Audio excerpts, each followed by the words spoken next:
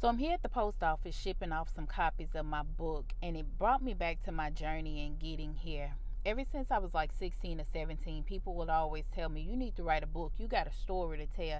And I knew that, but I'd always pick it up, put it down, I'd start writing, then I'd stop. At one point, I actually had a full manuscript finished and done. My aunt was helping me, and she stopped and asked me, why didn't you write about the time where you came to live with me? Did you feel like that was something I had to do? Did you look at me as a mother figure? I said, honestly, no.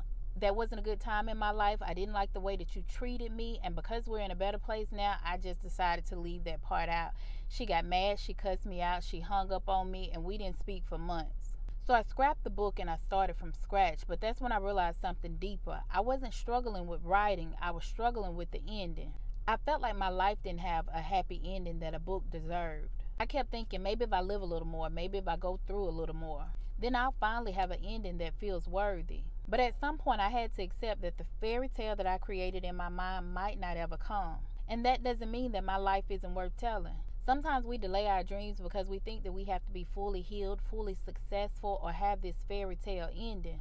But the real story is in the becoming. So I finally finished the book and I published it, and the support was overwhelming.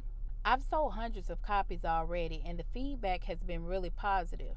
The only people who've had something negative to say were the ones that didn't like their role in my story. And I'm just gonna say it. If your character in someone else's truth bothers you, that's a you problem. And if you're not that person anymore, it shouldn't bother you at all. I included the parts in my story that I left out before, and because of that, my aunt and I aren't speaking again, and we probably never will. But healing made me recognize how much dysfunction was normalized in my family, how many cycles continued unchallenged, and how many people avoided accountability for the harm that they caused. Where I am now in my journey, that doesn't align with me anymore.